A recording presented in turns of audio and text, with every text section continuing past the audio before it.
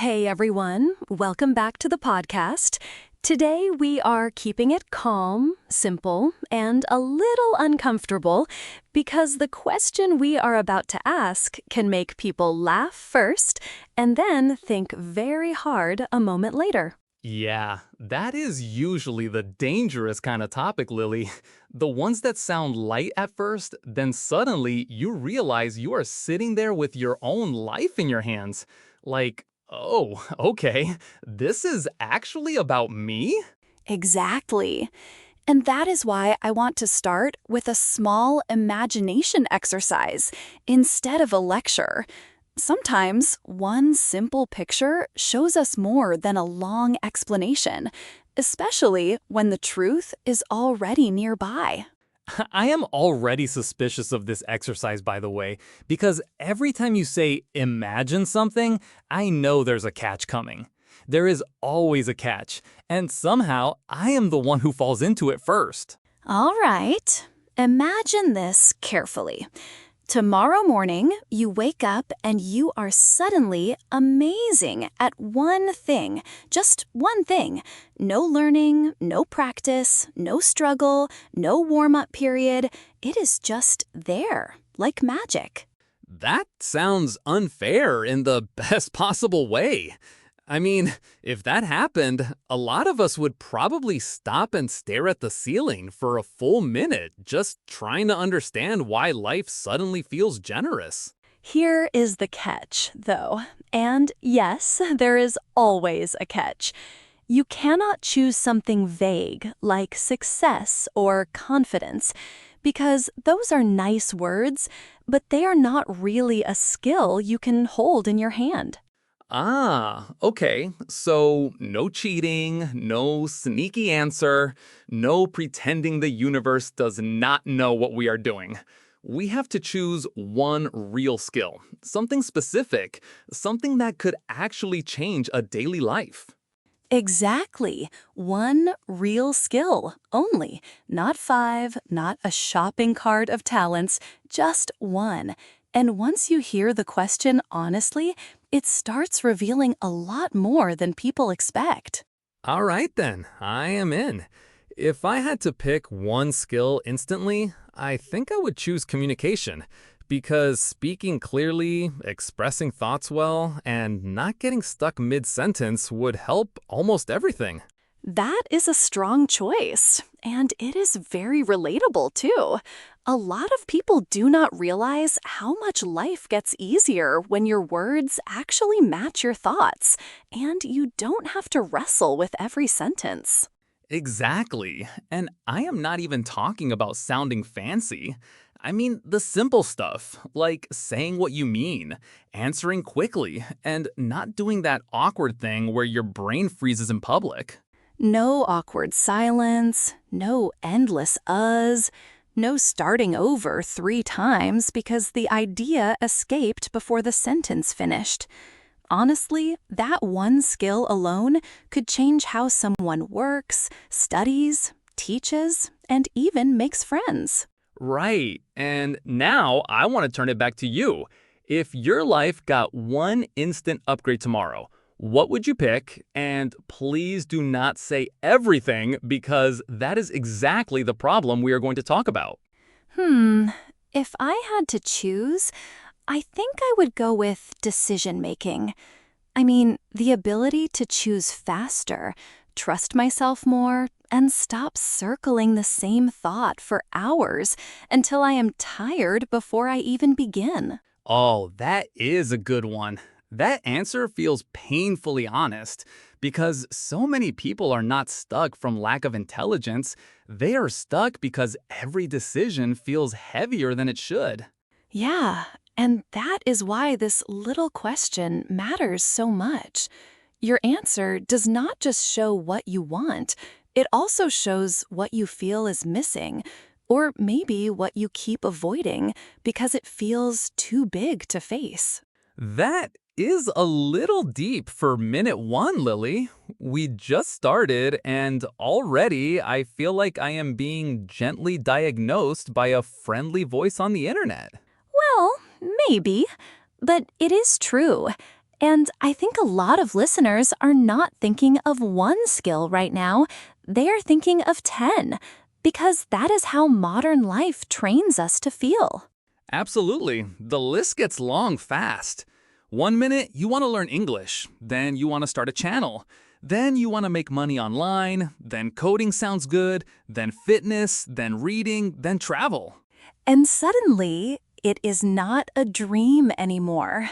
It is a whole collection of dreams sitting in the same room, all asking to be fed at once.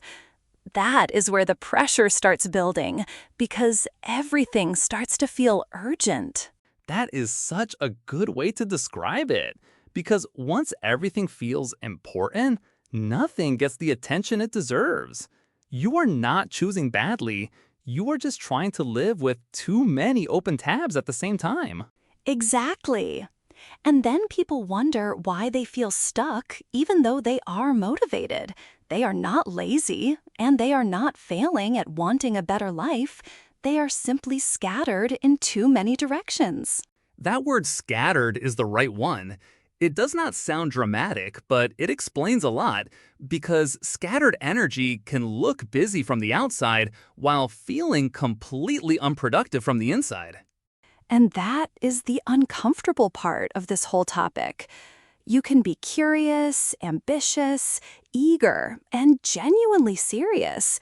But if your energy is split into too many places, progress gets very, very slow. So today, we are talking about that exact feeling. How to deal with too many interests, how to stop feeling lost, and how to move forward without acting like you are betraying every other dream you have ever had. Because that fear is real. And I want to say that clearly.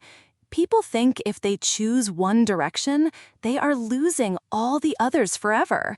Like the rest of their identity will disappear. But that is not what choosing means at all. Choosing one focus does not erase your other interests.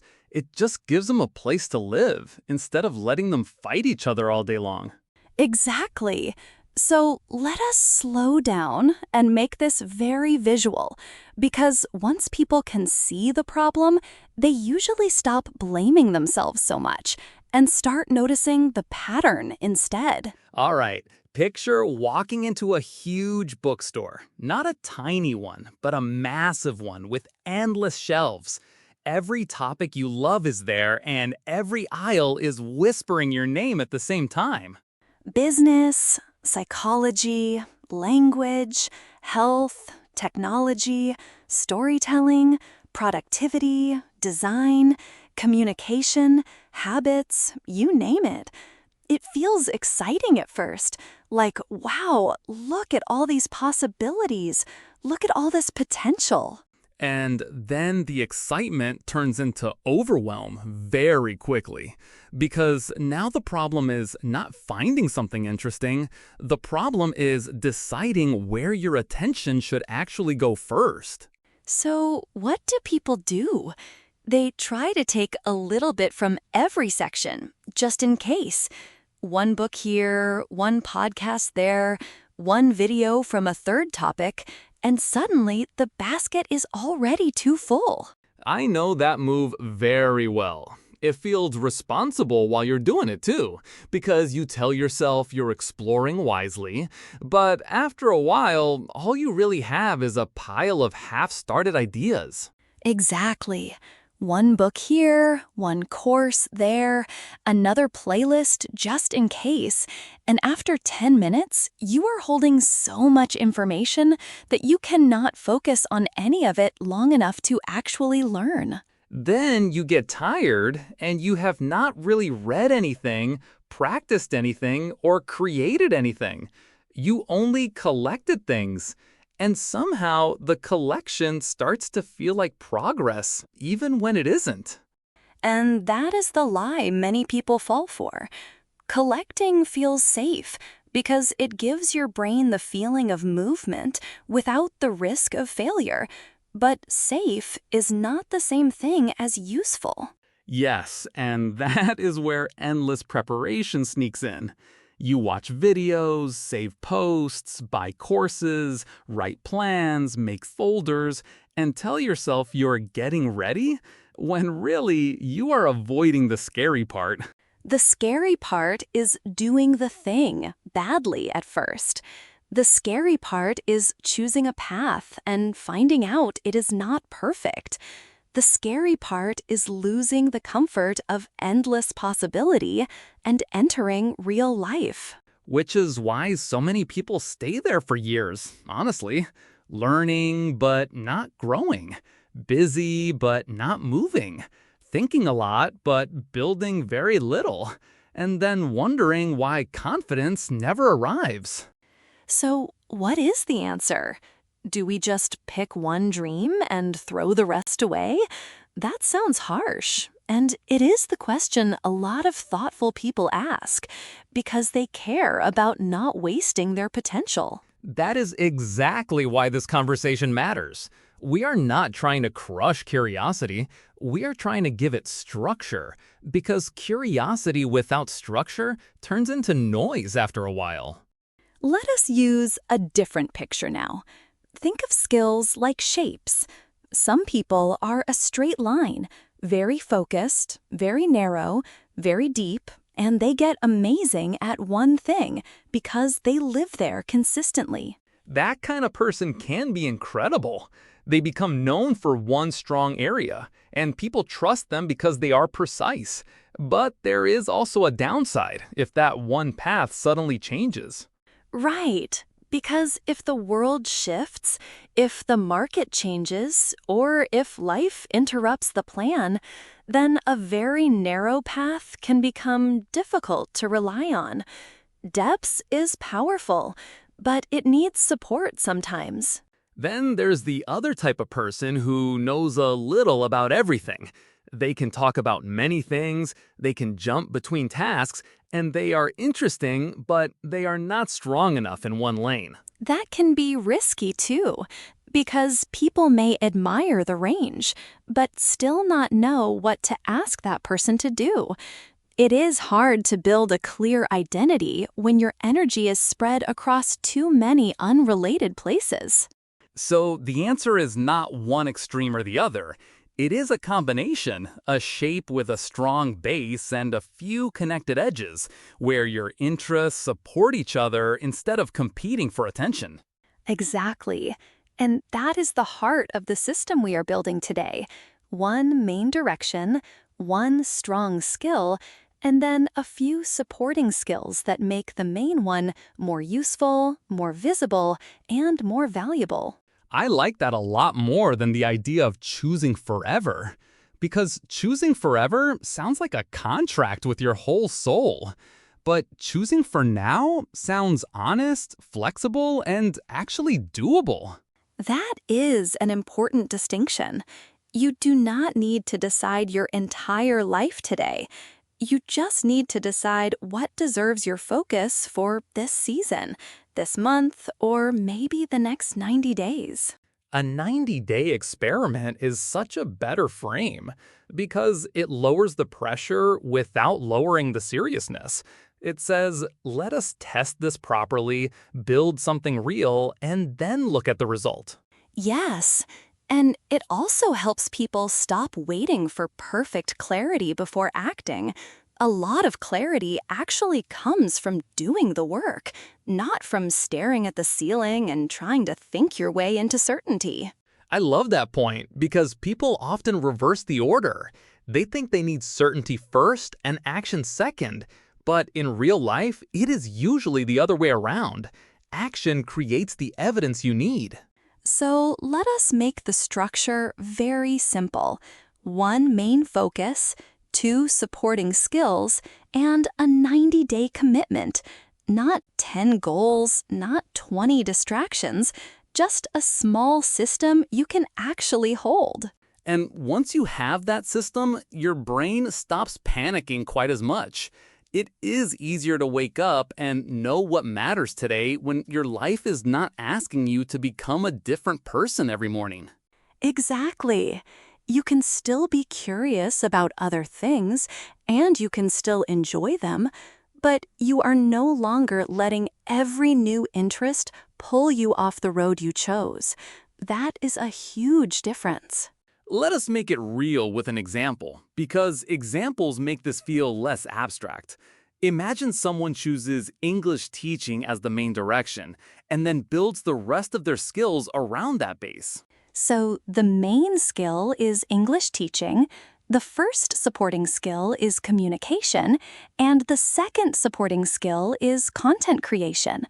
On their own, each of those is useful, but together they become a real path. Now, that person can explain ideas clearly, teach lessons in a way that people understand, and create videos or posts that help them reach more learners. Suddenly, the interests are cooperating instead of competing. And that is the transformation. They are not just someone who likes many things. They are someone who has a direction. They have structure, clarity, and a way to turn curiosity into something visible. That is when value starts showing up. Not because you became perfect, but because you became consistent in a direction that makes sense. People can understand what you do, and you can understand it too. That matters more than people think, because confusion is expensive. It costs time, attention, energy, and confidence. A clear system may feel smaller at first, but it gives you a real place to stand. And standing somewhere is better than floating everywhere. Floating sounds free for a while, but after a few weeks, it just feels like exhaustion without progress, which is a pretty expensive way to live. So here is a question I want to ask gently. What if you do not need the perfect lifelong identity right now? What if you only need to choose the next serious chapter of your life? I like that framing a lot. It makes the decision feel lighter without making it less meaningful, and that is rare. It tells you to move, but not to panic, which is a better place to start. Because once the pressure drops, people can actually think. And when people can think clearly, they can separate what is truly important from what is just loud and exciting in the moment. That is where discipline starts to become friendly instead of scary. It is not a cage, it is a lane. It is the thing that keeps your energy from spilling out everywhere before it can turn into something useful. And this is why the one main focus idea is so powerful. It gives your curiosity a job. It gives your motivation a direction. It gives your effort somewhere to land instead of bouncing around all day. Okay, let me push this a little further, because I know some listeners are thinking, yes, but I have so many things I genuinely care about. I do not want to abandon them just because I need structure.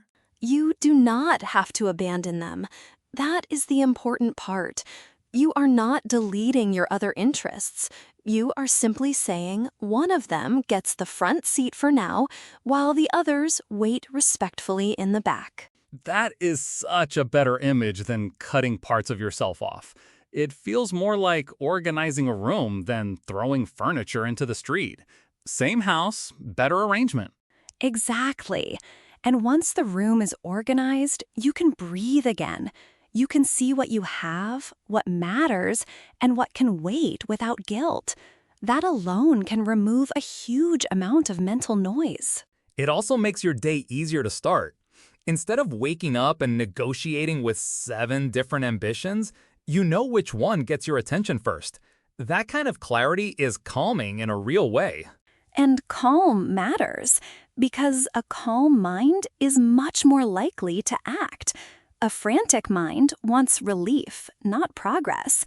But a clear mind can actually sit down, do the work, and stay with the task long enough to improve. So let us say the main focus is one lane, and the 2 supporting skills are there to make that lane stronger. For example, if the lane is teaching, then speaking clearly and creating content can multiply your impact. Yes, And if the lane is design, then communication and storytelling can help. If the lane is business, then writing and problem solving might support it. The point is not random skill collecting, it is connected growth. That connection is the whole difference. A random skill can be interesting, but a connected skill becomes leverage. It helps the main thing work better, and that is what makes your time feel respected. I also want to say that this process does not have to feel huge on day one. Sometimes people imagine commitment as a massive, dramatic decision, but often it is just one honest choice and one small schedule. Yeah, one honest choice and then repeated action. That is a lot less glamorous than people imagine, but it is also a lot more reliable. And reliability is what eventually built confidence. Confidence is usually the result, not the starting point. People want confidence before trying, but it tends to come after trying, after surviving a few awkward moments, after seeing that you can keep going. That is one of the hardest lessons because we want the feeling first. We want to feel ready, sure, and gifted before the work begins. But most of the time, readiness is built, not found. Which brings us back to the 90-day experiment. It is short enough to be believable, but long enough to create evidence. You can give yourself a season instead of a forever promise. And that season gives you a chance to test your real energy. Not the energy of motivation, because motivation comes and goes, but the energy of consistency, which is what actually changes things. So, if someone listening right now is overwhelmed, I would tell them to stop trying to solve their whole future today. Choose one direction, choose 2 helpers, and make one 90-day promise to yourself. That sounds simple, but simple is not the same as easy. Still, simple is easier to do than chaos, and sometimes that is the main thing we need. Not perfection, just a clear next step. Exactly. And once you take that next step, the next one becomes easier to see. Movement creates more movement. That is why starting matters so much, even if the first step feels tiny and unimportant. Tiny steps are not a weakness. They are how bigger things get built without crushing you. A lot of people give up because they want the first step to feel impressive, but the real first step is usually just honest. Honest is the perfect word there. Honest about what you can focus on, honest about what you can support, and honest about what you need to leave for later. That kind of honesty reduces self-pressure. And less pressure means more action. I know that sounds almost too neat, but it is true. When the mind is not trying to carry 10 futures at once, it can actually walk forward in one direction. Let me say the key idea one more time slowly, because it is the heartbeat of this episode. 1 main focus, 2 supporting skills, 90 days, then review. That is the whole structure. 1 main focus, 2 supporting skills, 90 days, then review. I like that because it feels practical enough to use today, not someday. It gives people a framework they can write down and actually follow. And I think that is why this conversation feels uncomfortable in a useful way. It asks us to stop collecting possibilities long enough to build one real thing, and that is where growth usually begins. It also asks us to trust that choosing one path does not mean becoming a different person forever. You are still you, just organized. Still curious, just clearer. Still open, just more focused. That is a beautiful way to put it, because the goal is not to kill your personality, it is to help it function. Your interests are not the enemy. unstructured attention is the enemy. Oh, that is a strong line. Unstructured attention is the enemy.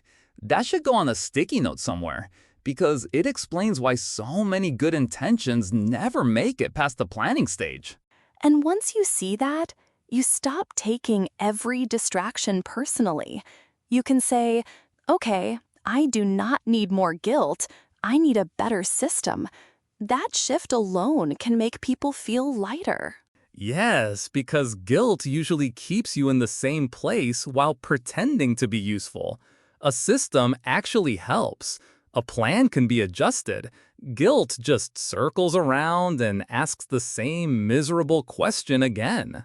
So, if you are listening right now, I want to leave you with one clean question. What is one thing you are willing to take seriously for the next 90 days? And what 2 skills will support it? Take a second with that.